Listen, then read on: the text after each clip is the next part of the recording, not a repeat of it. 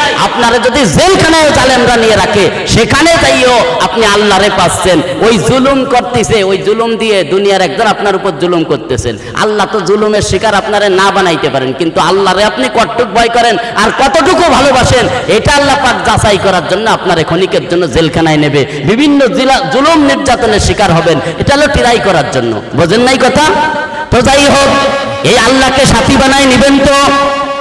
কারা কারা নিবেন একটু হাত তুলে দেখান। আল্লাহ পাক রব্বুল ইজ্জত এই হাতগুলি কবুল করেন, বলেন আমিন। হাত নামান দোস্ত, তাহলে আল্লাহ পাক রব্বুল আলামিনকে ভয় করতে হবে।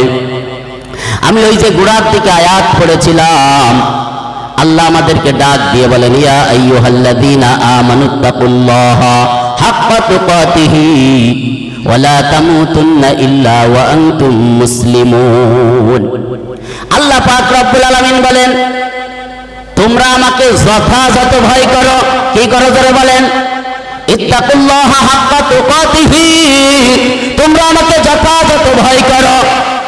তাফসিরে ইবনে কাসিরের মধ্যে লিখেছে, ইতিপূর্বে দোস্ত ভালো করে শুনে রাখবা যুবক বন্ধুরা, বেশ কিছু এসে গিয়েছ, বাকি যে যুবকরা আছে রাস্তায় দাঁড়াইয়া ওদেরকে এখানে এসে বসার তৌফিক দান করুন, বলেন আমিন। আমি ওই যুবকদের জন্য দোয়া করব। যুবক মাহফিলের ব্যবস্থা করা হয়েছে, রাস্তায় দাঁড়াই থেকো না, আমি মেহমান। আমি যদি দোয়া করি তোমার পরীক্ষার ফলাফল ভালো হবে, তোমার আয় রোজগার বেড়ে যাবে, ভালো স্ত্রী পাবা, পিতা মাতার বাধ্য সন্তান হয়ে যেতে পারবা। আর পিতা মাতার বাধ্য সন্তান যারা হবে, সৎ সন্তান যারা হবে, ওদের দুনিয়াতে কোনো রিজিকের সংকীর্ণতা থাকবে না। আমার ওই সকল যুবকদেরকে, যুবক বন্ধুদেরকে আল্লাহ পাক রব্বুল আলামিন এখানে অতি তাড়াতাড়ি এখানে এসে বসার তৌফিক দান করুন, বলেন আমিন। দোস্ত বন্ধু, ইত্তাকুল্লাহা হাক্কা তুকাতিহি। তো আমি যে কথাটা বলতেছিলাম, ইতিপূর্বে যে কটা কথা বলেছি, আমার একটা কথা বলি নাই, আমার নিজের পক্ষ থেকে একটা কথাও বলি নাই, সব কোরআন হাদিস থেকে বলছি। সামনে যত আলোচনা হবে কোরআন হাদিস থেকে হবে। কারা কারা শুনবেন? আল্লাহ হাতগুলি কবুল করুন, বলেন আমিন। তো এই আয়াতের ব্যাখ্যায় লিখেছেন ইত্তাকুল্লাহা হাক্কা তুকাতিহি, এই কথাটার তিনটি অর্থ ভালো করে বুঝে নেবেন দোস্ত। প্রত্যেকটা অর্থের ওখানে দুইটা করে পয়েন্ট, তাহলে 3 দুগুণী 6। এই 6টা পয়েন্টের মধ্যে আবার 3টি আমাদের করণীয়, 3টি হলো বর্জনীয়। 3টি আমাদের ধরতে হবে, 3টি ছাড়তে হবে। জোরে বলেন তো কি করতে হবে? জোরে বলেন, সবাই বলেন। হয় নাই একসাথে সবাই বলে নাই। 3টি করণীয়, বলেন করণীয়। 3টি করণীয়, বলেন 3টি করণীয়, আর 3টি বর্জনীয়, বলেন 3টি বর্জনীয়। 3টি জিনিস আমাদের ধরতে হবে, 3টি জিনিস আমাদের ছাড়তে হবে। তাহলে আল্লাহ পাক রব্বুল আলামিনকে যথাযথ ভয় করা হবে। কি করা হবে? যথাযথ ভয় করা হবে। তাফসিরে ইবনে কাসিরের মধ্যে লিখেছেন ইত্তাকুল্লাহা হাক্কা তুকাতিহি, আল্লাহকে যথাযথ ভয় করো, ভয় করার মতো ভয় করো। এই কথাটার 3টি অর্থ। 1 নম্বর অর্থ হলো আইয়ুতা ফালা ইউসা, আল্লাহর আনুগত্য করা হবে, নাফরমানি করা চলবে না। 1 নম্বর কি করে বলেন? 1 নম্বরের মধ্যে 2টো পয়েন্ট হয়ে গেল। আল্লাহর আনুগত্য করা হবে, নাফরমানি করা চলবে না। কারা কারা আল্লাহর আনুগত্য করবে আমি একটু বিরক্ত করতে চাই, হাত তুলে দেখান। আল্লাহ পাক রব্বুল ইজ্জত এই হাতগুলিকে জান্নাতুল ফেরদাউসের মেহমান বানায় দিন, বলেন আমিন। হাত নামান দোস্ত, আল্লাহু আকবার। আল্লাহর আনুগত্য করবেন এই জন্য হাত তুলেছিলেন। আমি আপনি যদি আল্লাহ এবং আল্লাহর রাসূলের আনুগত্য করতে পারি তাহলে পুরস্কার কি? কোরআন থেকে জানতে হবে। রব্বুল ইজ্জত এ ব্যাপারে ঘোষণা দিয়ে বহু আয়াতের মধ্যে বলেছেন। সবগুলি আয়াতের পার্সোনাল ভাবে প্রত্যেকটার অর্থ করা সম্ভব না। আমি লাস্টে গিয়ে শুধু ভাব অর্থ বলবো। আমি শুধু আপনাদেরকে জানাবো যে আল্লাহ কত জায়গায় আমাদের পুরস্কারের ঘোষণা দিয়েছেন। যদি আল্লাহকে, আল্লাহ পাক রব্বুল আলামিনের আনুগত্য করতে পারি পুরস্কার কি? আর আনুগত্য ছাড়া আল্লাহকে যথাযথ ভয় করা হবে না, জোরে বলেন, হবে না। আল্লাহ পাক রব্বুল আলামিন এক আয়াতের মধ্যে বলেন মান ইউতিইল্লাহা ওয়া রাসূলাহু ফাকাদ ফাযা ফাওজান আযীমা। আর এক আয়াতের মধ্যে রব্বুল ইজ্জত বলেন মান ইউতিইল্লাহা ওয়া রাসূলাহু ওয়া ইয়াখশাল্লাহা ওয়া ইয়াত্তাকিহি ফাউলাইকা হুমুল ফাইজুন। আর এক আয়াতের মধ্যে রব্বুল ইজ্জত বলেন মাইয়ুতিল্লাহ ওয়ার রাসূলা ফাউলাইকা মাআল্লাযিনা আন'আমাল্লাহু আলাইহিম মিনান নাবিয়্যিনা ওয়াস-সিদ্দীকিনা ওয়াশ-শুহাদা'i ওয়াস-সালিহিন ওয়া হাসুনা উলাইকা রফিকা। চিৎকার করে বলি আল্লাহু আকবার। 4 নম্বর আরেকটা আয়াতের মধ্যে রব্বুল ইজ্জত বলেন মাইয়ুতিল্লাহ ওয়া রাসূলাহু ইদখিলহু জান্নাতিন তাজরি মিন তাহতিহাল আনহার খালিদিনা ফিহা ওয়া যালিকাল ফাওজুল আযীম। 5 নম্বর দোস্ত যুবক আরেক আয়াতের মধ্যে রব্বুল ইজ্জত বলেন মাইয়ুতিল্লাহ ওয়া রাসূলাহু ইদখিলহু জান্নাতিন তাজরি মিন তাহতিহাল আনহার ওয়া মান ইয়াতাওয়াল্লা ইউআযিবহু আযাবান আলীমা। চিৎকার মেরে বলি আল্লাহু আকবার। এ দোস্ত যুবক 5টি আয়াত আমি আপনাদের সামনে তেলাওয়াত করেছি। এই 5টি আয়াতের ভাবার্থ এই দাঁড়ায় যারা আল্লাহ এবং আল্লাহর রাসূলের আনুগত্য করবে এই আল্লাহ পাক রব্বুল আলামিন তাদেরকে বিশাল আলিশান জান্নাতের মেহমান বানায়া দিবেন। আর ওই জান্নাতের প্রতিটা নিয়ামত হবে চিরস্থায়ী, আর জান্নাতের বসবাস হবে চিরস্থায়ীর জন্য ওর থেকে কোনোদিন বেরোয় আসা লাগবে না। আর সবচাইতে বড় কথা হলো ওই জান্নাতের মধ্যে নবীগণ, শহীদগণ, সকল সত্যবাদীগণ এবং যারা নেক আমলকারী আছে তারা আমাদের সাথী হবে। কোন সুবহানাল্লাহ, আল্লাহু আকবার। আর সবচাইতে আরেকটা কথা বলেছেন দোস্ত যুবক এই আয়াতগুলির মধ্যে, লাস্টে যে 2টি আয়াত আমি তেলাওয়াত করেছি, আল্লাহ বলেন ওই জান্নাতের মধ্যে বিভিন্ন ড্রিঙ্কসের নহর থাকবে, নদী থাকবে। কোন সুবহানাল্লাহ। পবিত্র কালামুল্লাহর মধ্যে দেখলে দেখা যায় আল্লাহ পাক রব্বুল আলামিন কোরআন শরীফের মধ্যে কালামুল্লাহর মধ্যে 9টা নদীর কথা বলেছেন। কয়টা? 9টা নদীর কথা বলেছেন। ওই নদীর পানি আপনি পানও করতে পারবেন, ও দিয়ে গোসলও করতে পারবেন, ওর মধ্যে দিয়ে সাঁতারও কাটতে পারবেন। চিৎকার মেরে বলেন আল্লাহু আকবার। এইরকম নদী কারা কারা দখল করতে চায় জান্নাতে যাইয়ে দেখি আমি আরেকটু বিরক্ত করব। আল্লাহ পাক রব্বুল আলামিন সকলকে কবুল করুন, বলেন আমিন। আরো জোরে বলেন আমিন। দোস্ত বন্ধু শোনেন, তাহলে আল্লাহ এবং আল্লাহর রাসূলের আনুগত্য করলে আমরা জান্নাতের 9টা নদী পাবো। আয়াত থেকে প্রমাণ হবে। একটু জিকির করি লা ইলাহা ইল্লাল্লাহ। জবান কেটেছেন ভাই, তাহলে সেই জবান ছেড়ে দিয়ে আল্লাহ পাক রব্বুল আলামিনের জিকির করি লা ইলাহা ইল্লাল্লাহ।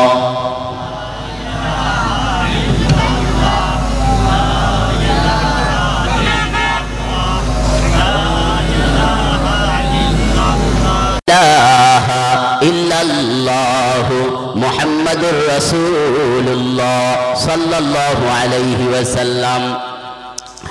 আল্লাহু আকবার।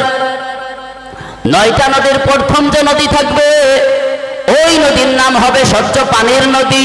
কি জোরে বলেন? আল্লাহ আগেই গ্যারান্টি দিয়ে দিয়েছেন লক্ষ লক্ষ কোটি কোটি বছর চলে যাবে অনন্ত অসীম কালের জন্য জান্নাতের কোনো নিয়ামত কোনোদিন নষ্ট হবে না, এই পানিও নষ্ট হবে না। আল্লাহ পাক রব্বুল আলামিন বলেন আনহারুম মিন মাইন গায়রি আসিন, একেবারে দুর্গন্ধ মুক্ত পানি থাকবে জান্নাতের মধ্যে, ওই পানি কোনোদিন নষ্ট হবে না।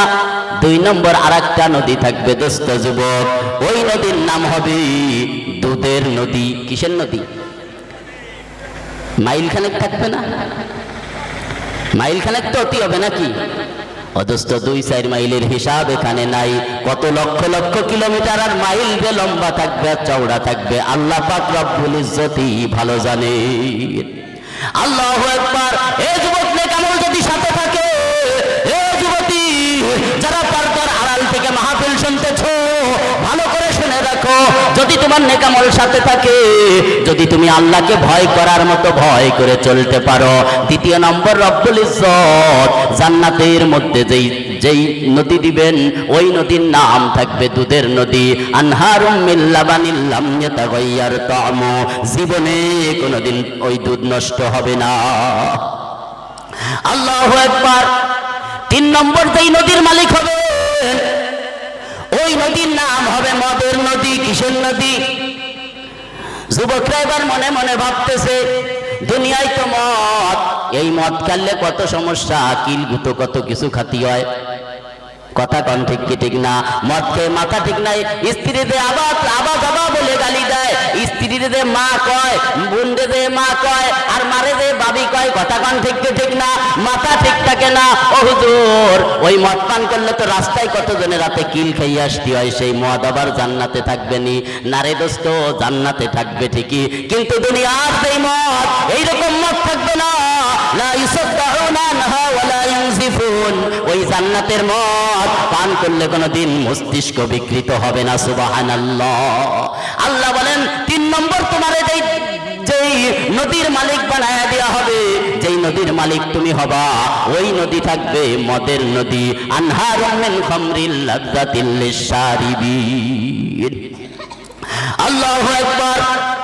4 নম্বরে স্বচ্ছ মধুর নদী থাকবে। কিসের নদী?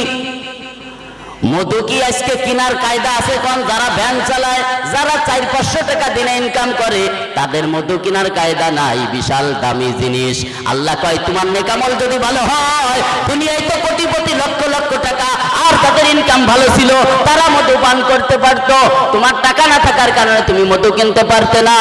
কিন্তু তুমি যদি আখিরাতের টাকা নিয়ে উপস্থিত হও, এই ওয়াজ শ্রবণ করে সওয়াব হলো টাকা। আখিরাতের সওয়াব কি জোরে বলেন? আখিরাতের টাকা কি করে বলেন? সওয়াব। এই মাহফিল শ্রবণ করে তুমি যদি এই টাকা অর্জন করতে পারো, আমি রব্বুল আলামিন ওই টাকার বিনিময়ে তোমাকে জান্নাতের মধ্যে মধুর নদী দিয়ে দেব। কান সুবহানাল্লাহ। আল্লাহু আকবার।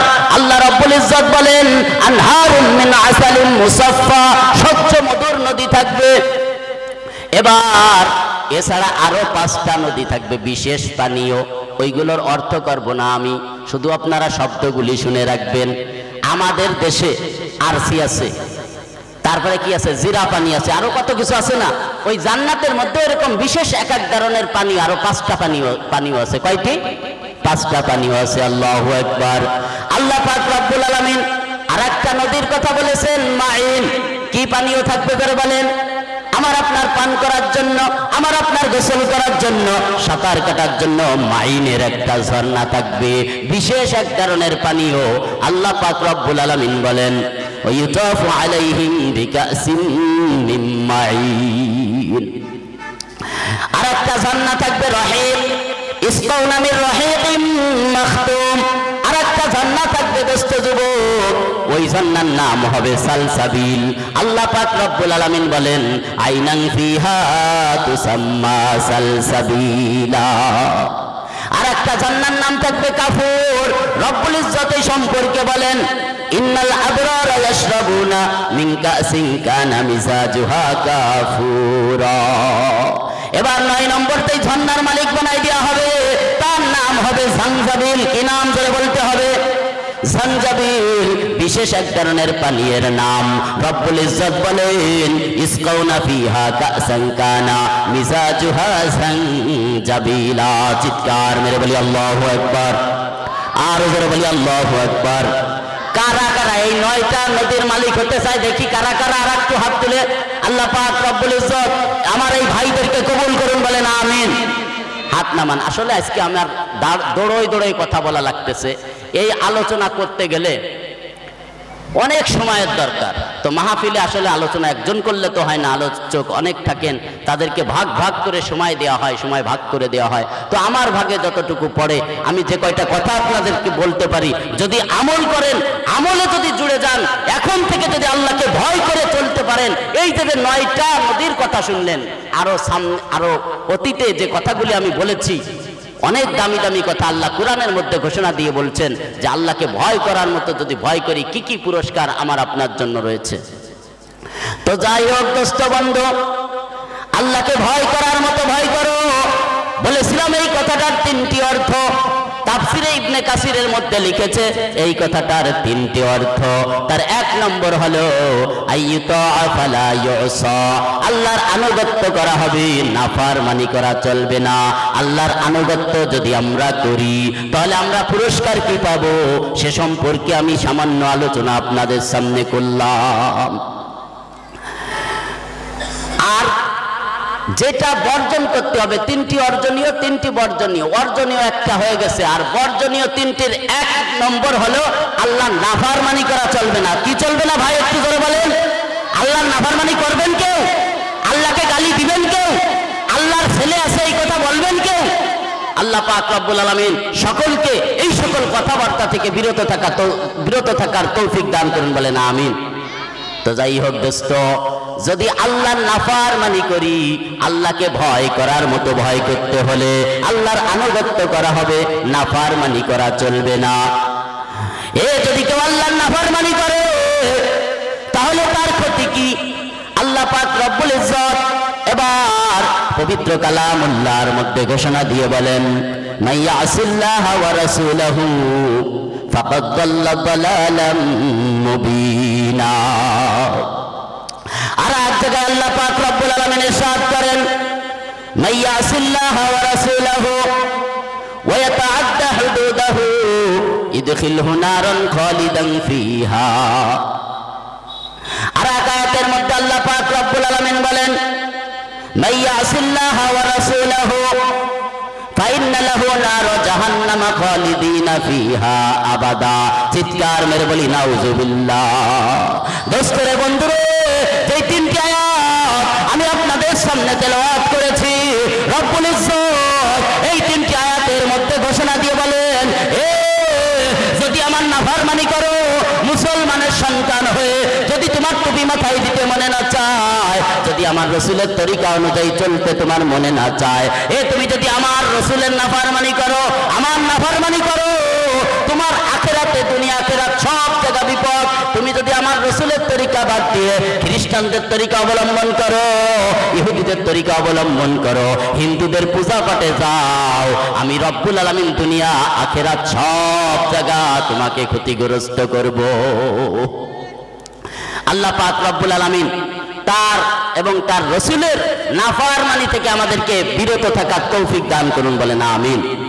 তো যাই হোক, যে কথা বলতেছিলাম দোস্ত, আল্লাহকে ভয় করার মতো ভয় করতে হলে খেয়াল রাখতে হবে, তিনটি জিনিস অর্জন করতে হবে আর তিনটি জিনিস বর্জন করতে হবে।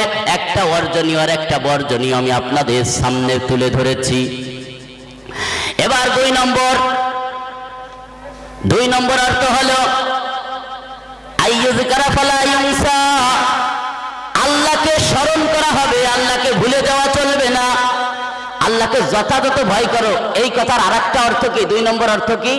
আল্লাহকে স্মরণ করা হবে, আল্লাহকে ভুলে যাওয়া চলবে না। আল্লাহু আকবার। যেখানে যাবেন আল্লাহ স্মরণ করবেন। আল্লাহ পাক রব্বুল আলামিন আমাদের মাঝে ঘোষণা দিয়ে বলেন, ফাযকুরুনি আযকুরকুম।